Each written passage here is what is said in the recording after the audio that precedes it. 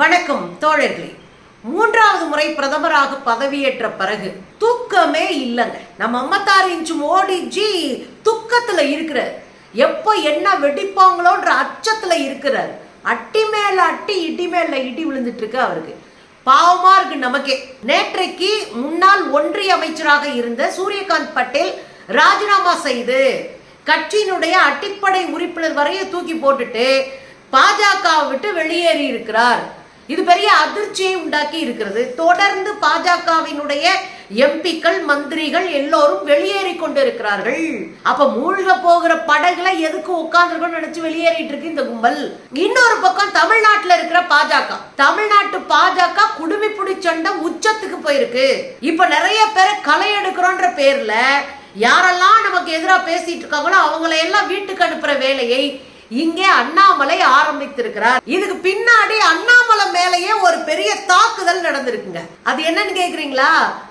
இந்த கள்ளக்குறிச்சி விசச்சாராய மரணத்திற்கு காரணமே அண்ணாமலை தான். இது அண்ணாமலையினுடைய சதி அப்படின்னு RS பாரதி ஒரு பெரிய குண்டை தூக்கி போட்டிருக்கிறார். இத பேச வேண்டாமா இல்லையா? இந்தியா முழுவதும் பிஜேபிக்கு எதிரான சூழல் இருக்கிறது. வன்முறைகள் கட்டவிழ்த்து விடப்பட்டிருக்கிறது. ஒரு பக்கம் மக்கள் போராட்டங்கள் வெடிக்க ஆரம்பித்திருக்கிறது. இடஒதுக்கீட்டுக்கான போராட்டம் ஒன்று, இவனுக்கு கொடுத்தா எனக்கு ஏன் இடஒதுக்கீடு போயிடாதனால நான் விட மாட்டேன்னு ஒரு போராட்டம், இங்கிட்டு நீட்டுக்கு எதிரான போராட்டம், நெட்டுக்கு எதிரான போராட்டம், இப்படி வீதிதோறும் போராட்டங்கள் நடந்துட்டு இருக்கு ஒரு பக்கம். இன்னொரு பக்கம் வடகிழக்கு மாநிலங்களில் பதற்றமான சூழ்நிலை இருக்கு. துப்பாக்கி சூடு நடந்துட்டு இருக்கு. இன்னமும் அகதிகள் முகாம்ல மக்கள் இருக்கிறாங்க, பதற்றமாக இருக்கிறதாங்க. இன்ன வரைக்கும் மோடி அந்த ஏரியா பக்கம் எட்டி பார்க்கல. அந்த ஊரு பேரை சொல்லவே பயந்துகிட்டு ஓடி ஒளிஞ்சிட்டு இருக்காப்ல. இப்படி இருக்கிற போதுதான் பல்வேறு பிரச்சனைகளுக்கு இடையில இன்னைக்கு மோடியுடைய தலையில இன்னொரு இடியும் விழுந்திருக்கு. பிஜேபி கட்சியினுடைய மூத்த உறுப்பினராக இருக்கக்கூடிய, பல காலம் பிஜேபியினுடைய மந்திரியாக இருந்த, 4 முறை எம்பியாக இருந்த சூரியகாந்த் பட்டேல் என்கிற மூத்த தலைவர் கட்சியில ராஜினாமா பண்ணிட்டு வெளியேறியிருக்கார். ஏற்கனவே ஒன்றிய அமைச்சராக இருந்த பிரேந்தர் சிங் ராஜினாமா பண்ணிட்டு வெளியே போய் காங்கிரஸ்லயே சேர்ந்துட்டார். பெரிய அடிமுடியாகி போச்சு. ஐயோ நம்ம கட்சியை விட்டு ஒவ்வொரு ஆளா கிளம்பிட்டு இருக்காங்களே அப்படின்னு. இங்க சூரியகாந்த் பட்டேல் என்ன பண்ணிருக்கிறாரு? கட்சியை விட்டு மொத்தத்தையும் காலி பண்ணிட்டு அவர் சொன்ன வார்த்தை தான் ரொம்ப அதிர்ச்சியா இருக்கு. பிஜேபியினுடைய படுதோல்விக்கு பிறகு கட்சியில் செயல்படுறதுக்கு என்னால முடியல, சோ நான் வெளியேறேன் அப்படின்னு அனைத்து பதவிகளில் இருந்தும் ராஜினாமா பண்ணிட்டு வெளியேறார். அப்ப பிஜேபியினுடைய படுதோல்வி. 3வது முறை நாங்க ஆட்சி அமைச்சிட்டோம், நாங்க தான் பயங்கரமான ஆளு, நாங்கெல்லாம் அப்பவே அப்படி எப்படின்னு உருட்டிட்டு இருக்கிற சங்கிகளுக்கு இடையில 3வது முறை படுதோல்வி அடைந்திருக்கிறோம் நாங்கள். எனவே தார்மீக பொறுப்பேற்று நான் வெளியே போறேன்னு போறார். இப்படி ஒரு ஆளா வெளியே போயிட்டு இருக்காங்க. ஒன்றியத்துல உள்ளூருக்குள்ளேயே அதே கதிதான். உங்களுக்கு தெரியும், தமிழிசை பார்ட்டி அண்ட் அண்ணாமலை பார்ட்டின்னு பாஜக பார்ட்டி 2 நிக்குது தமிழ்நாட்டில். தமிழிசை பார்ட்டி ஒரு பக்கம் பேசினா அண்ணாமலை பார்ட்டி ஒரு பக்கம் பேசுறாங்க. இது பெரிய குடுமிப்புடி சண்டையா போயிட்டு இருக்கு. வெளிப்படையாக சமூக வலைத்தளங்கள்ல ஒருத்தர் கொச்சையா கார்ட்டூன் போட்டு வெலாசி தள்ளுற அளவுக்கு அவங்க சண்டை உச்சத்துல நின்னது. இதுக்கு அடிப்படையில அமித்ஷா கூப்பிட்டு தமிழிசைக்காவை எச்சரிக்க, நாமெல்லாம் அமித்ஷாவை எச்சரிக்க, அப்புறம் அண்ணனை பூங்கொத்தோட வீட்டுக்கு அனுப்பிட்டாங்க. அப்புறம் என்ன, இந்த சண்டையை பைசல் பண்றதுக்காக அண்ணாமலை பூங்கொத்தோட நம்ம அக்கா தமிழிசை வீட்டுக்கு போய் பைசல் பண்ணாரு. அதோட முடியும்னு பார்த்தா பொதுக்குழு கூட்டத்துல தமிழிசை அக்கா மீண்டும் அண்ணாமலை மேல குற்றச்சாட்டை வைக்கிறாங்க. அண்ணாமலை வாரும் மூத்த தலைவர்கள் என்றும் பார்க்காம கட்சிக்கு உழைத்தவர்கள் எல்லாம் அவமானப்படுத்துகிற வேலையை பாக்குறாங்க, அதை கொஞ்சம் அடக்கி வைக்கணும், தட்டி வைக்கணும் அப்படின்னு ஒரு கம்ப்ளைண்ட கொடுத்து விட்டாங்க. இது பயங்கரமா புசு புசுன்னு எரிஞ்சுக்கிட்டு இருக்கு ஒரு பக்கம். இன்னொரு பக்கம் இந்த வார் ரூம் சண்டை இருக்கு இல்லையா, அதுல வாரி அடிச்சிட்டு இருந்த 2 பேரை கட்சியை விட்டு நீக்க வேண்டிய சூழலுக்கு அண்ணாமலை ஆளாகி இருக்கிறார். அப்படி யாரு அப்படின்னா, அண்ணாமலை சைட்ல இருந்து அவருடைய உற்ற தோழரும் எந்த இடத்துல அண்ணாமலைக்காக உயிரை விடுறவருமா இருக்கக்கூடிய திருச்சி சூர்யா, அவர் ஒரு பக்கம். இன்னொரு பக்கம் கல்யாண ராமன் அப்படின்னு பிஜேபியினுடைய பழைய ஆளு, எப்ப பார்த்தாலும் பொம்பளைங்களை கட்டாயத்தில் திட்டிட்டு இருப்பாப்ல அவரு.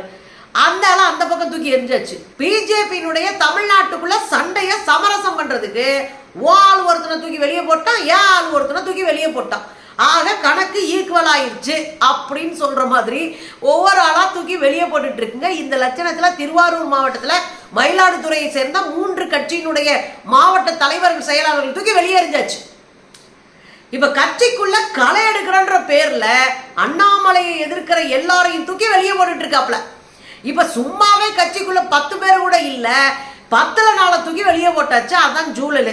இப்படி அண்ணாமலைக்கு இடி மேல இடி விடுக, மேலிடத்துல இருந்து பிரஷரை போட்டு அமுக்க, இங்க லோக்கல் பிரஷர் ஒரு பக்கம் போட்டு அமுக்க, இதுக்கு இடையில ஆளுங்கட்சியும் ஒரு பிரஷரை போட்டு தாக்கி விட்டாங்க. அது என்ன? இந்த மரணத்திற்கு காரணமே அண்ணாமலை தான். எந்த மரணம்? கள்ளக்குறிச்சி சாராய மரணத்திற்கு காரணமே அண்ணாமலை தாங்க. இது அண்ணாமலையுடைய சதி இருக்குன்னு சந்தேகப்படுறோம். ஒரே போடுதான்.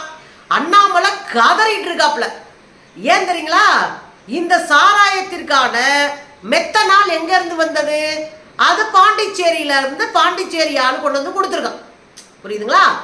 அப்ப பாண்டிச்சேரியில இருந்து பாண்டிச்சேரி ஆள் வந்து கொண்டு வந்து கொடுக்குறான்னா அங்க ஆள்றது யாரு? பிஜேபி.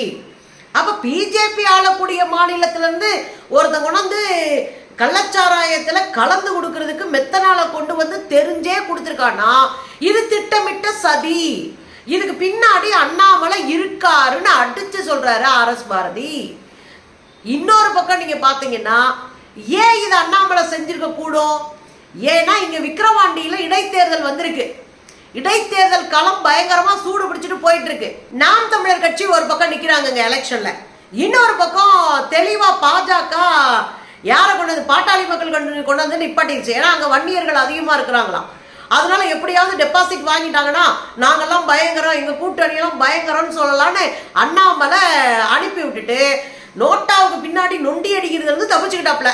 இன்னொரு பக்கம் ஆளுங்கட்சியா இருக்கிற திமுக நிக்கிறாங்க. இதுல அண்ணா திமுக பின்னங்கால் பெடரில் அடிக்க ஓடி இருக்கு. அம்மா சாமி, நாங்கெல்லாம் நிக்கலப்பா இடைத்தேர்தல, போதும்பா 10 தோல்வி, இப்ப எடப்பாடின்னு எனக்கு வச்ச பேரு போதும்பான்னு அவர் ஓடிட்டாரு. அவர் கூட இருந்த கூட்டணி கட்சியா இருக்கிற தேமுதிகவும் நாங்க நிக்கலன்னு அனௌன்ஸ் பண்ணிட்டாங்க. ஆக முக்கோணத்துல இந்த இடத்துல பிஜேபி எப்படியாவது நம்ம ஜெயிக்கணும், வன்னியர் ஓட்ட வாங்கி உள்ள ஏதாவது ஒரு வேலை பார்த்து ஜெயிக்கணும் அப்படின்னு தெளிவுபடுத்தித்தான் இந்த சாராயத்துல விஷத்தை கலந்து இருக்கு அப்படின்னு போட்டாரு பாருங்க ஒரு போடு. இங்கதான் ட்விஸ்டே இருக்கு. ஏன்னா தொடக்கத்துல இருந்து இந்த நாட்டினுடைய நாயகர்கள் நாங்க தான், இந்த நாட்டை நேர்மையான வழியில வழி நடத்திட்டு போற ஒரே கட்சி பாஜக தான் அப்படின்ற ரேஞ்சுக்கு உருட்டினவர் தான் நம்ம அண்ணாமலை. அப்படியே அங்க போறாருங்க. பல கதை உண்டு அண்ணாமலைக்கு பின்னாடி. ஏன் இதெல்லாம் பல புள்ளி இருக்கு, அதெல்லாம் சேர்த்து வச்சா அண்ணாமலை வருது. இயல்பாவே அப்படி ஒரு செட்டப்ல மாட்டிக்கிட்டாரு நம்ம ஜி.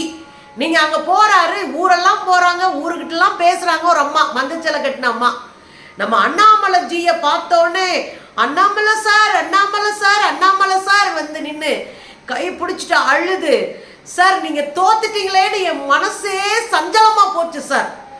போனது இவங்களுக்கு ஆறுதல் சொல்ல, அந்தம்மா அண்ணாமலைக்கு ஆறுதல் சொல்லி அனுப்பி விட்டுருக்கு.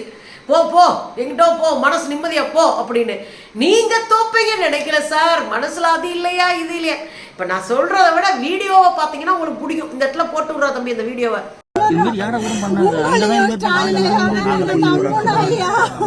இன்னைக்கு ஒரு ஊரு சுடுகாடு ஆயிடுச்சு ஐயா. நீங்க தோத்துட்டேன்னு ஒண்ணு எங்களால ஜீர்ணிக்க முடியல ஐயா, எங்களால ஜீர்ணிக்க முடியல ஐயா. ஐயா வெளியில காட்டிக்க மாட்டேன் ஐயா, உள்ளுக்குள்ள நியாயம் நீதி தருமம்னு ஒண்ணு அப்படி தள்ளி போனா கடைசியில ஆயிடுச்சு ஐயா.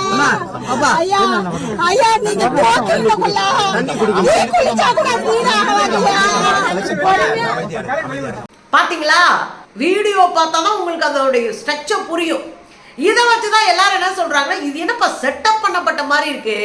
அப்படியே தெளிவா வந்து உட்கார்ந்து அண்ணாமலைக்கு அனுதாபம் தெரிவிக்கிற மாதிரி ஏதோ திட்டமிட்ட பெண்ணா அந்த பெண்ணை வந்து கொண்டு வந்திருக்கிறாங்க. காரணம் என்னன்னா, அந்த ஏரியாவில் அவங்க வீட்டில் எந்த மரணம் கிடையாது, அவங்க வீட்டில் யாருக்கும் எந்த துக்கமும் கிடையாது, அவங்க இந்த துயரத்திலே இல்லாத ஒரு ஆளுங்க. அப்படி இருக்கும் பட்சத்தில் அந்த அம்மா ஏன் வந்து இம்பிட்டு உருட்டுது அப்படின்றதான் கேள்வி. ஒவ்வொரு டிவிக்கும் ஒவ்வொரு மாதிரி உருட்டி விட்டுருக்காங்க, அது ஆல்ரெடி நம்மளே பார்த்துருக்கோம். ஆனால் கூடுதலாக உருட்டுனது இங்கே அப்படின்றதுனால இது ஏதோ அண்ணாமலையினுடைய வழக்கம் போன செட்டப் வீடியோவோ அப்படின்னு மக்கள் சந்தேகப்படுறாங்க. அண்ணாமலைக்கு என்ன செட்டப் பண்ணி வீடியோ எடுக்கிறதுனா பெரிய பிரமாதமா? மழை வெள்ளத்துல நம்ம எல்லாம் சோத்துக்கு வழி இல்லாம திரியும் போது போட்ல வந்து காப்பாத்துற மாதிரி ஒரு ஷூட்டிங் நடத்தினவர் தானே அண்ணாமலை. அண்ணாமலுடைய ஐயா 56 இன்ச் மோடிக்கும் செட்டப் வீடியோன்னா கைவந்த கலை தானே, இவங்களுடைய உத்தியா தானுங்க. அதனால இது ஒன்னா இருக்கும்னு நினைக்கிறோம். அதுவும் அண்ணாமலை இன்னொரு வேலையும் பார்த்தாரு. அங்க எஸ்பியா இருந்த மோகன்ராஜ் அவர்களை ரிட்டையர்ட் ஆகிறதுக்கு முன்னாடி 6 மாசத்துக்கு முன்னாடி அவர் வந்து வாலண்டரி ரிட்டையர்மெண்ட் எழுதி கொடுத்துட்டு போயிட்டாரு. அதை கையில் எடுத்து தினமலர் ஒரு செய்தி போடுது, இவர் வந்து மன அழுத்தம் தாங்க மாட்டாதான் வாலண்டியரா ரிட்டையர்மெண்ட் எழுதி கொடுத்துட்டு போனாரு, ஒரு நல்ல ஆபீசர். இப்படி எழுதி கொடுத்துட்டு போறதுக்கு யார் காரணம் தெரியுமா? திமுக காரணம்னு தினமலம் எழுதுனா அதை யார் சும்பா சாரி யார் எடுத்து படிப்பா? நம்ம அண்ணன் அண்ணாமலை எடுத்து படிப்பாரு. அவர் எடுத்து படிச்சுட்டு அதை பெருசா வந்து போட்டாரு. அதுல என்ன போட்டாரு? இந்த மோகன்ராஜ்ன்றவர் நல்ல நாணயமான ஒரு ஆபீசரு, இவர் வேணும்னே மன இறுக்கத்தை கொடுத்து அவரை பணியில இருந்து ஓட விட்டாங்க, இதுக்கு காரணம் திமுக அரசுன்னு சொல்ல கடைசியில அவரே நேரடியா வந்துட்டாரு. எங்க வீடியோக்கே வந்துட்டாரு. என்னை பற்றி யாராவது அவதூறு பரப்பினால் நான் சட்டப்படி நடவடிக்கை எடுப்பேன். என் மகளும் மருமகளும் அமெரிக்காவில் பிரசவத்து நேரத்துல இருந்தாங்க. அப்ப 2 பேரும் ஒரே நேரத்துல பிரசவத்துல இருந்ததுனால அவங்களுக்கு உதவி செய்யறதுக்கு நானும் என்னுடைய இணையரும் என்னுடைய மனைவியும் போனோம். அதுக்காக நான் 6 மாசத்துக்கு முன்னாடியே எழுதி கொடுத்துட்டு அவங்களோட என் குழந்தைங்களை பார்க்கறதுக்கு போயிட்டேன்னு அவர் பேசியிருக்கிறார். அவர் ரொம்ப நேர்மையானவர் மட்டும் இல்ல, நிறைய ஆயிரக்கணக்கான கள்ளச்சாராய வியாபாரிகளை தூக்கி உள்ள போட்டு மிதிச்சவரு. 25 மது ஒழிப்பு பிரிவுல இருக்கிற போலீஸ்காரங்களை ஒரே நாள்ல இடமாற்றம் செய்தவர். சோ நல்ல ஆக்டிவா வேலை பார்க்கக்கூடிய ஆளு.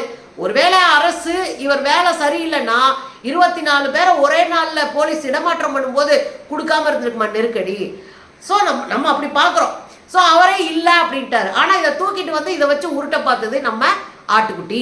சிபிஐ என்கொயரி வேணும், சிபிஐ என்கொயரி வேணும்னு கேட்டுட்டே இருக்காரு அண்ணாமலை. சிபிஐ என்கொயரி எதுக்கியா அப்படின்னு கேட்டா, அது நான் உள்துறை அமைச்சர்கிட்ட கேட்டேன், அவர் வந்து சிபிஐ என்கொயரிக்கு உத்தரவிட போறாருன்னு. அப்படிலாம் உத்தரவிட முடியாது. மாநில அரசினுடைய உரிமை இல்லாம அவங்ககிட்ட கேட்காம எந்த சிபிஐ விசாரணைக்கும் உத்தரவிட முடியாது, உள்ள வந்து விசாரிக்க முடியாது. இதான் யதார்த்தம், இதான் சட்டம். இது கூட தெரியாம தான் நம்ம ஆட்டுக்குட்டி ஐபிஎஸ் படிச்சிருக்கு. பாவத்தை எங்க ஊர்ல ஆடு மாடு மேய்க்கிறவங்களை அறிவுல அரைப்பங்கு இருந்தா கூட அது பெரிய தலைவராயிருக்கும். சிபிசிஐடியா வேணான்றாருன்றாங்க. ஏன்னா இதுக்கு பின்னாடி இருக்கிற குட்நட் நாங்க மாட்டிக்குவோம், இதுக்கு பின்னாடி எங்க கை இருக்குன்றத நாங்க மாட்டிக்குவோம். ஏன்னா அங்க பாட்டாளி மக்கள் கட்சியினுடைய கை இருக்கிறதா பேசுறாங்க. பாட்டாளி மக்கள் கட்சியோட நெருக்கமானவர்கள் பலரும் சாராய விற்கிறதா பேசப்படுது. அப்படி பாட்டாளி மக்கள் கட்சியில இருக்கிற பலரும் சாராய விற்கிறதா பேசப்படுகிறதுனால உறவினர்கள் மற்றவர்கள் அங்க விற்கிறதா பேசப்படுறதுனால இதுக்கான வாய்ப்பு இருக்கிறது அப்படின்னு ஊர் சந்தேகப்படுறதுல நியாயம் இருக்குதானே செய்யுது. அதுல நம்ம அண்ணாத்த விடாம அந்த சாராயத்தை பிடிச்சி தொங்கி நேத்தெல்லாம் பாத்தீங்கன்னா பாக்கெட் சாராயத்தை வச்சு பயங்கரமான போராட்டம் எல்லாம் பண்ணாங்க. பிடிச்சாம்பட்டே உள்ளதள்ளி எங்க இருந்து வாங்கினீங்கன்னு கேட்டாலே பாதி சாராயத்தை ஒழிச்சுப்பலான்னு வச்சுக்கோங்களேன். அதுல அவர் சொல்லியிருக்காரு நம்ம அண்ணாமலை, தமிழ்நாட்டுல இங்கே டாஸ்மார்க் கடைகள் சாராய கடைகள் தான் அதிகம், நூலகங்கள் குறைவு அப்படின்னு இருக்காரு. அது கரெக்டு தான். தமிழ்நாட்டில் பிறந்து நீ எல்லாம் ஐபிஎஸ் ஆகி ஒரு கட்சிக்கு தலைவரா இருக்கன்னா இங்க நூலகம் இல்லாம இருக்கிறனால தான். இதுல இன்னும் குறிப்பா என்ன தெரியுங்களா, ஒரு உண்மை என்ன தெரியுமா, உத்தரப்பிரதேசம் நாங்க உருட்டி விட்ட மாநிலம்ன்றான். வெறும் 54 நூலகம் இருக்கு, 6000 சில்லற சாராய கடை இருக்கு உத்தரப்பிரதேசத்துல.